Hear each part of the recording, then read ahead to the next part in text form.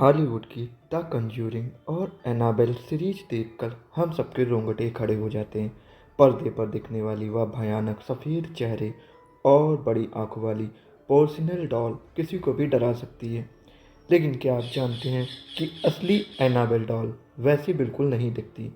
असलियत में वह एक साधारण सी भोली भाली दिखने वाली रिगेडी एन कपड़े की गुड़िया है। लेकिन इसके भोलेपन पर मत जाइए। इस कपड़े की गुड़िया के अंदर जो शैतानी ताकत कैद थी, उसने कई जिंदगियां तबाह कर दी थीं। आज हम जानेंगे एनाबेल की एकदम असली कहानी।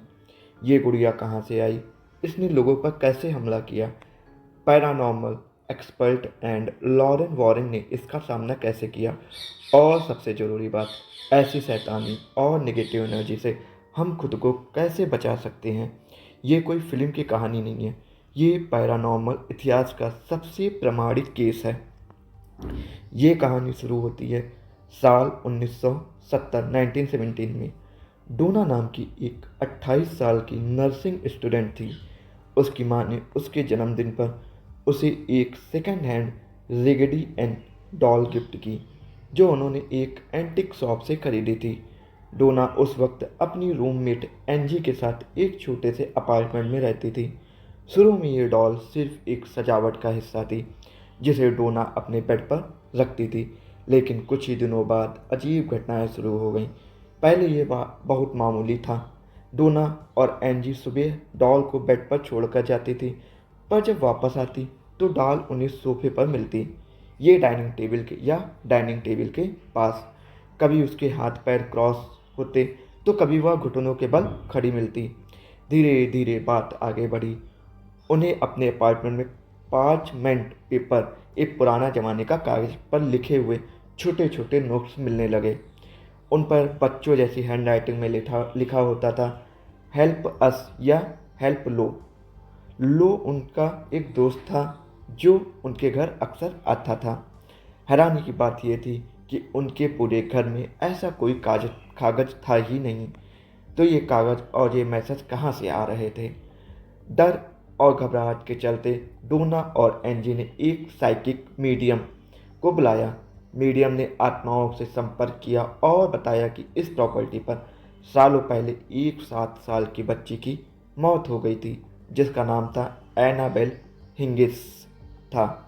मीडियम ने बताया कि उस बच्ची की रूह इस डॉल के अंदर आ गई है, क्योंकि उसे डोना और एंजी पसंद आई हैं और वह उनके साथ रहना चाहती है।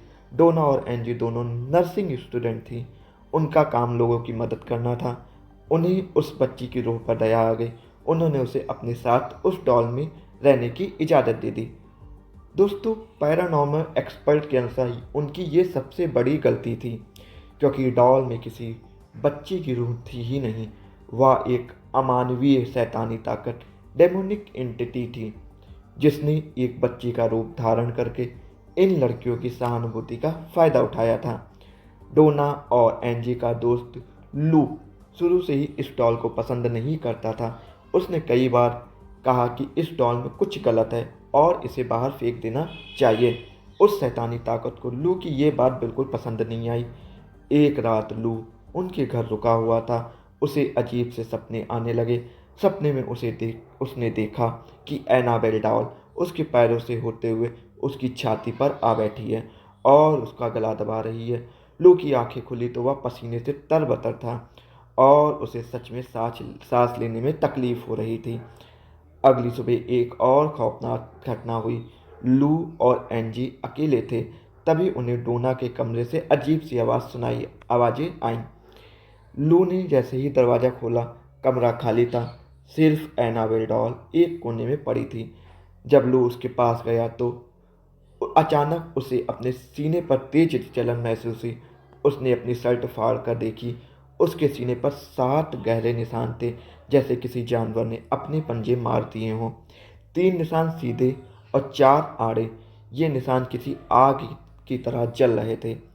अब बात सिर्फ एक भूत प्रेत की नहीं थी, ये एक सीधा शारीरिक हमला, साइकिक अटैक था।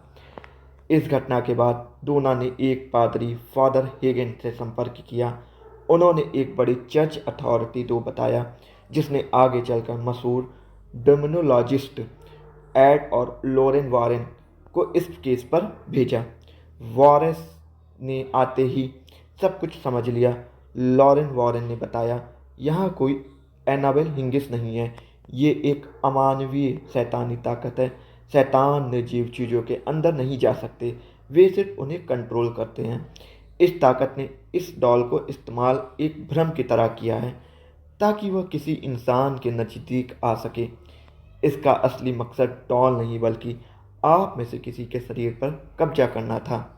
फादर कुक नाम के एक और पादरी ने उस अपार्टमेंट का शुद्धिकरण एक्सॉर्सिज्म किया। वॉरेन ने उस खतरनाक डॉल को अपने साथ अपने घर ले जाने का फैसला किया। रास्ते में उनकी गाड़ी के ब्रेक्स लगातार फेल होते रहे और स्टीयरिंग लॉक होने लगा जब तक कि एड वॉरेन ने उस डॉल पर पवित्र जल नहीं छिड़का।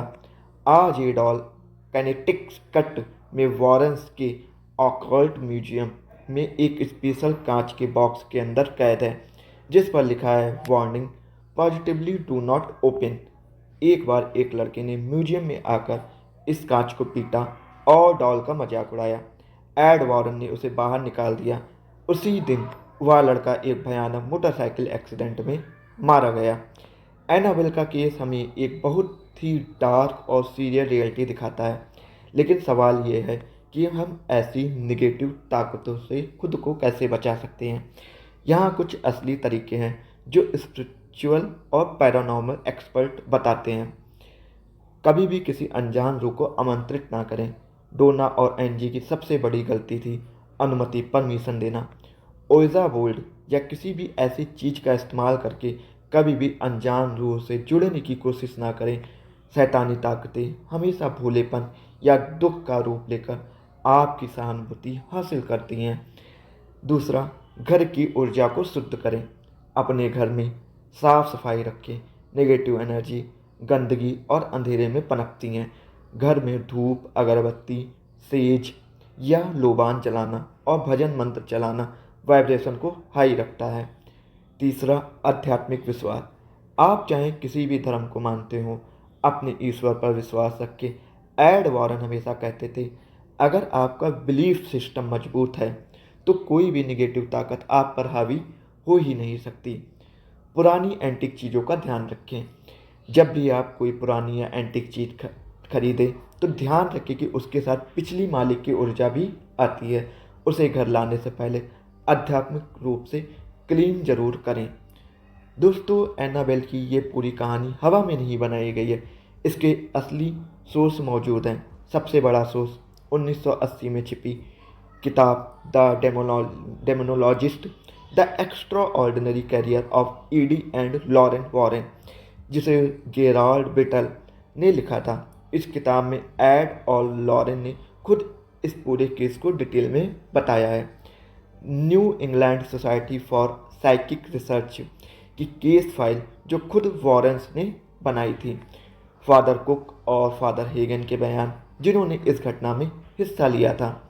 ये केस एक सबक है कि जिस दुनिया को हम अपनी आंखों से देखते हैं उसके आगे भी एक ऐसी दुनिया है जिसके नियम अलग हैं। वहाँ डर और लालच पर वार किया जाता है। अगर आपको ये वीडियो पसंद आई है और आप और भी ऐसी रियल लाइफ मिस्ट्री के बारे में जानना चाहते हैं तो चैनल को सब्सक्राइब जरूर करें।